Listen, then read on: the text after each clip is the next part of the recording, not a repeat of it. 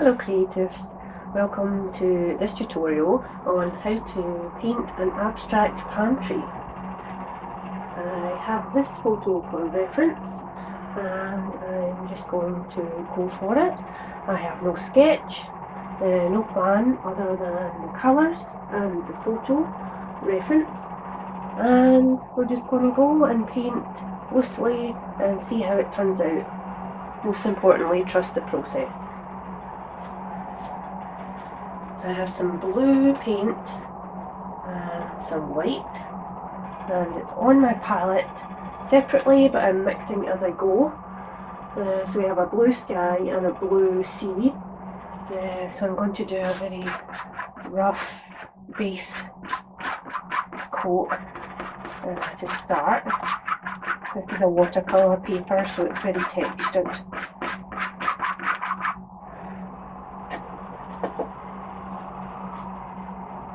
Adding more water to my paint.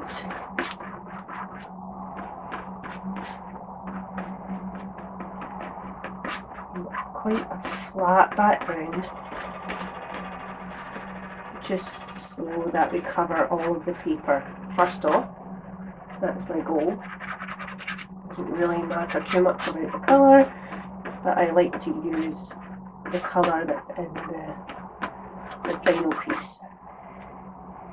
I'm adding some white and just going over it, left to right, blend, blend, blend, just to get coverage.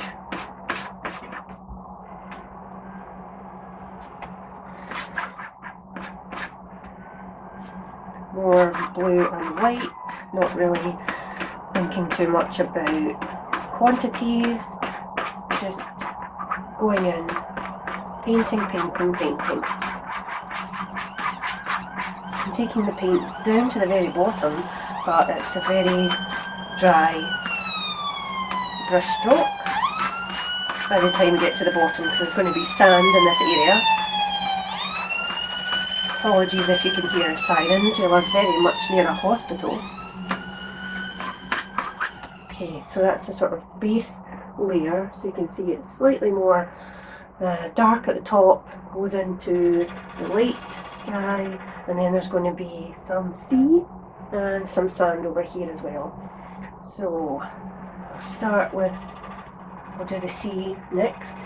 Again, it's not going to be particularly straight or thought out, it's just, we're just going for it, okay? Don't worry too much about it, it's an abstract. So that's pretty much the faraway sea line, and then we come in with a lighter blue down here again. So I'm going to bring this down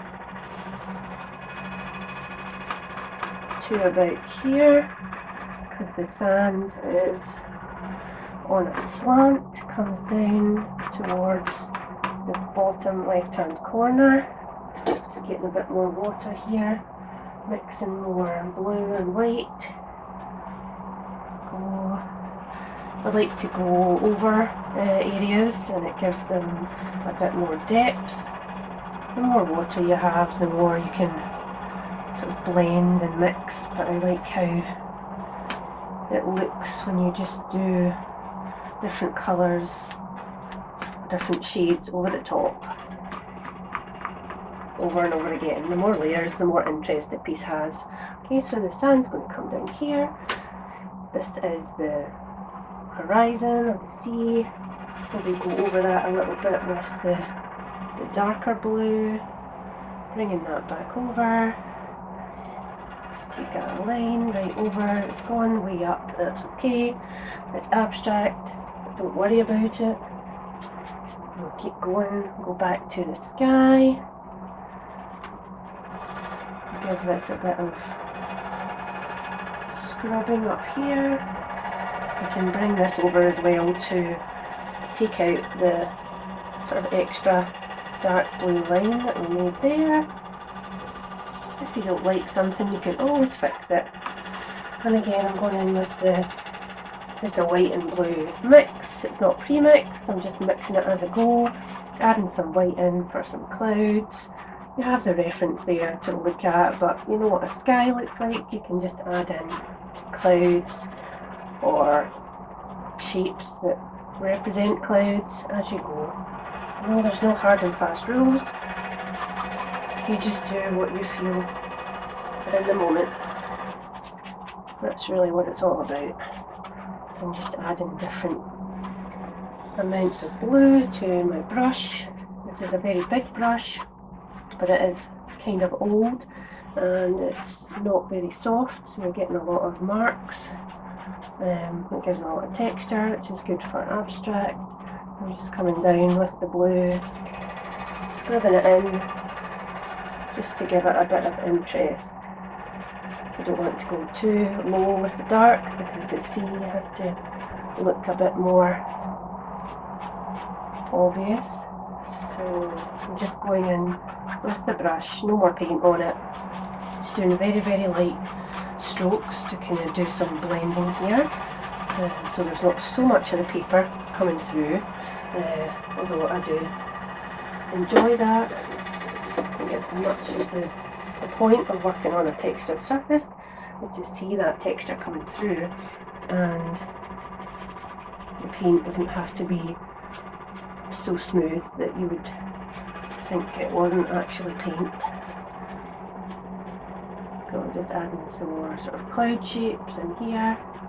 Again, we're just going over areas, making them lighter, making them darker, adding a bit of interest. There we go.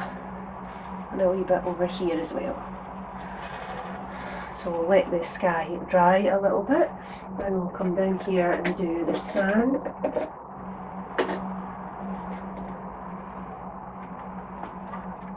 So the sand in the picture is quite smooth, but I'm going to get a palette knife and we're going to work with that. So we have some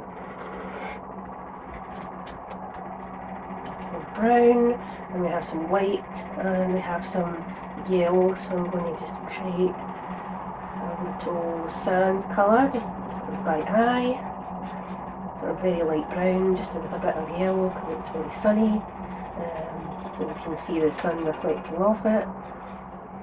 Let's see, a little bit more yellow I think. I like to do the mixing in small parts again so that you can get different shades as we go. So I'm just doing the rough outline here. And it's good to maybe get a bit more white in there. If you're looking to do a very pale colour, you really don't need much of it at all. It's mostly white, just with a little bit of colour in there. And again, it's nice to have some sort of contrast, and you don't want it to be flat. That's why I like to mix as I go, so I can just have a bit of one colour here, a bit of another colour there. And I think I'll try and do the sort of outline or the edge of the sand. It's fairly smooth, but I want to cover these sort of texture pieces. We can see the page through the blue. I just want to do a bit of covering up, making sure I've got the edges done, and then we can go in with the palette knife and get the detail within the larger areas. And just going back and forth until I find that I like what I'm getting. So you can do different techniques with the palette knife. You can place it and drag it down, or you can move it over just like it was a brush. Really depends what look you're going for and if you're trying to get texture or not.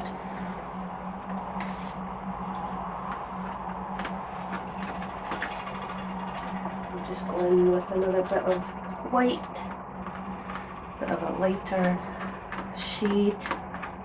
Again, with an abstract work, you don't need to worry too much about light and shadows, all that sort of thing. We're just giving the impression It's not even an impression, it's just a very loose example of a reference image. So it's just an idea of a palm tree, if you like. It's not really a super realistic palm tree, or people might not even be able to tell that it's a palm tree, but the most important thing is that we know what it is and we're having fun making it. Okay, that's the sand area done. That's the sea and the clouds. So we're now going in to do the palm tree bark, I guess. It's a tree, so yeah, the bark or the trunk. It's quite skinny in the picture, so we want to have quite a lot of the palm tree in the picture, so we don't want this going too high, so we'll maybe start about halfway up the page and have it come down, getting slightly broader as it reaches the sand, but it is quite uniform in size. So I'm going to switch out to a different palette knife. I'm going to go in with the brown that I used for the sand, this time not really mixing it too much with anything else.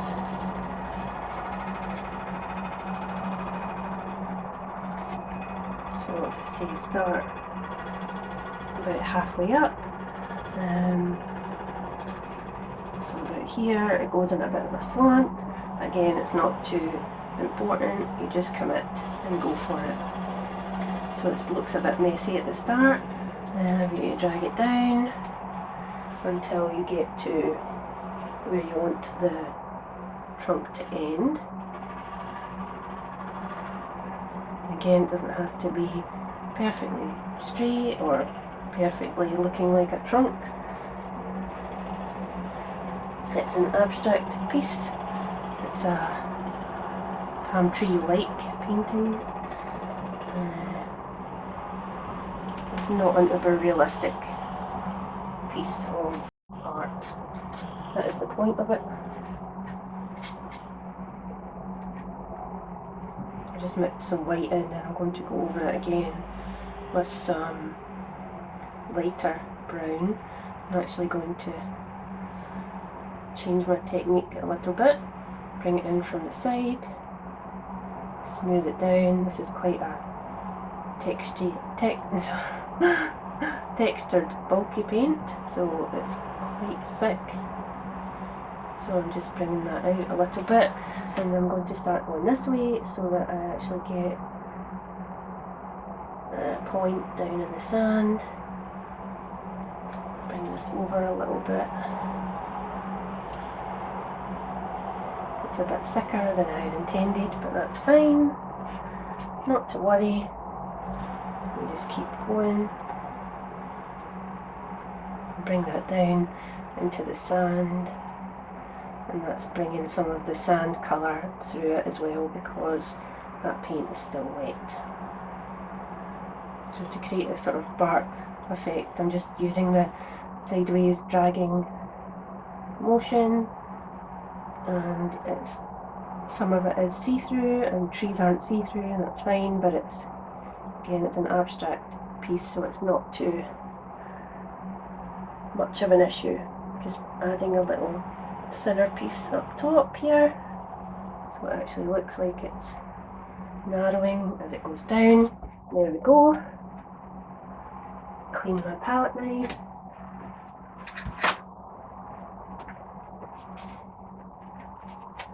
If you want to add shadows, you can. I think what I'm going to do for the actual palm tree is just take this large palette knife again, go in with my green, but just on the edges. I'll show you in a second. So I have just the green on the edge of my palette knife, and I'm going to do sort of a drag technique. We'll start at the top. So I'm just going to use this as a centre, as if it was a flower. I place the palette knife and just sort of drag it down a little bit, turn it, so there's another leaf and drag it, and we'll do this a few times to get all of the leaves. There's quite a lot of coverage on this palm tree, and I'm going to do it both ways because the leaves come out at both angles, two sides. So I'm just going to do this sort of motion. It's almost a bit like a windmill or something. I'm going to come in again and go over it, so don't worry too much if you don't like how it looks right now. There is one down here, of course, but I don't want to mess up the paint that we've already done. I'm going to keep going with this for a few more leaves. Let's see.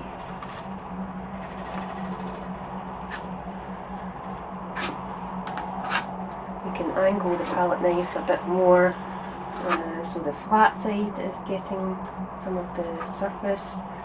If that is something, if you like that look a bit better than just doing the edge.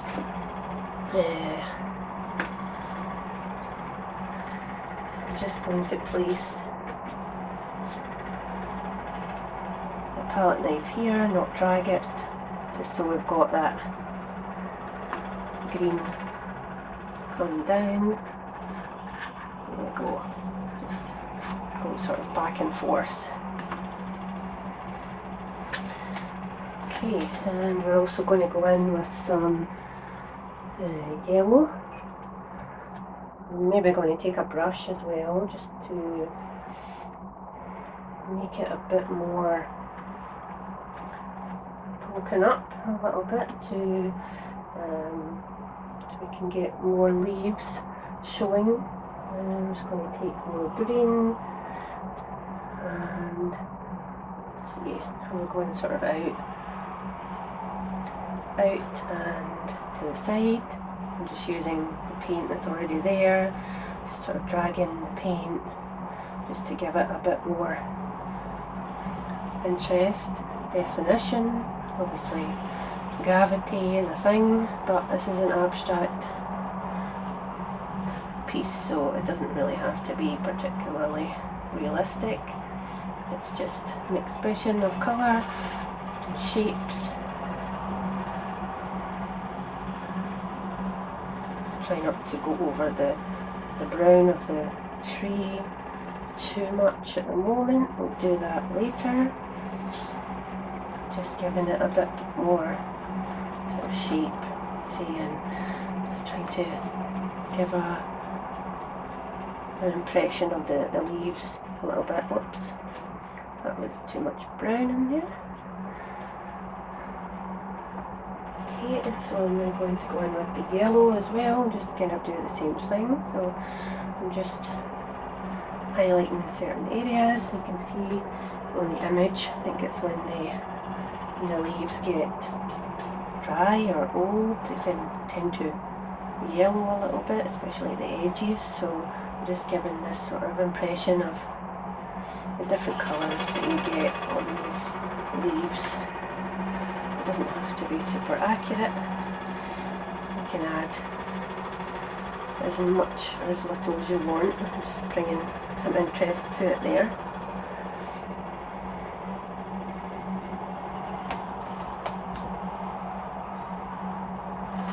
If you wanted, you can go in with a sort of darker green or add some brown to the green there. The same brown we did for the branch, and that'll sort of tie it together just for some shadows as well. Again, you don't need to be too precious or realistic. Just giving an idea of what's going on here. I'm going to blend that in a little bit more. Okay.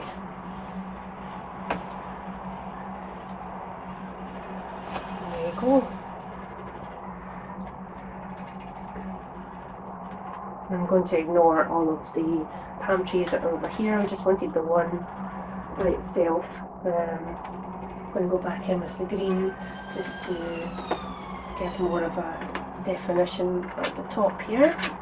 Let's see, get a bit bigger.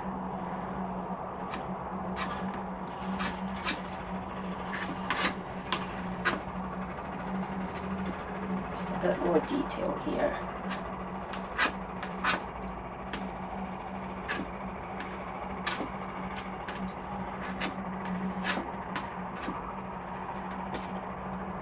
Again, just using the edge of the palette knife and just going over these areas again with the green.